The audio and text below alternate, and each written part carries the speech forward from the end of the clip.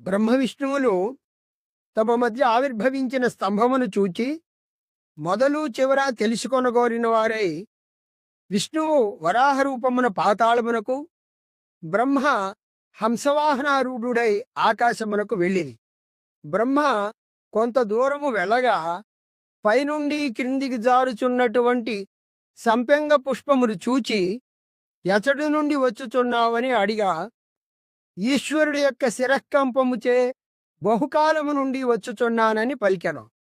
అప్పుడు బ్రహ్మ ఆశ్చర్యచకితుడై, నేను ఈ స్తంభము యొక్క ఉపరి భాగమును చూచుటకు వెళుతున్నాను, నువ్వు నేనది చూచి వచ్చినానని నువ్వు నాకు సాక్ష్యము విష్ణువు దగ్గర చెప్పగలవా అని అడగగా సంపెంగ పుష్పము సమ్మతించను.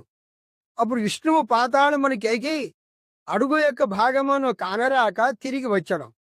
అప్పుడు సంపెంగ పుష్పము, బ్రహ్మ, విష్ణువు వీళ్ళందరూ కూడా సమావేశముకై బ్రహ్మ యొక్క ఉపరిభాగమును చూచినానని అసత్యము పలికినది సంపెంగ పుష్పము. అంతటి స్తంభము నుండి పరమేశ్వరుడు ప్రత్యక్షము కాగా ఇరువురు అర్చించి నమస్కరించే. శివుడు సంతుష్టుడై బ్రహ్మకు పూజార్హత లేకుండానట్లు విష్ణువునకు అర్చనా ఉత్సవాదులు జరుగునట్లు అనుగ్రహించను. ఆ రోజే శివరాత్రి అని పరమేశ్వరుడు వరమిచ్చను.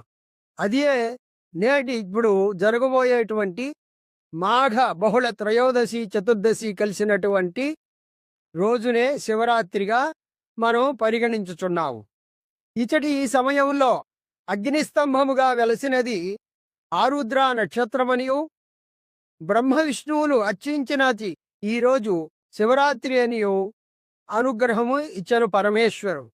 ఇచట శివరాత్రి నాడు లింగోద్భవ సమయము అనగా లింగోద్భవ సమయమును అర్ధరాత్రి, శివరాత్రి అర్ధరాత్రి 12 గంటల ముందు ఒక ఘడియ కాలము అనగా 24 నిమిషములు లింగోద్భవ సమయముగా శాస్త్రములు పరమేశ్వరుడు కూడా అనుగ్రహించాడు.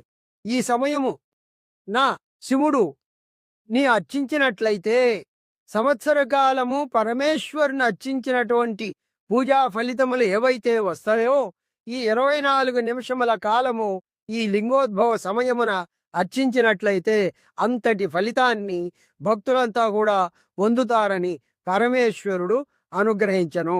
ఓం నమః శివాయ.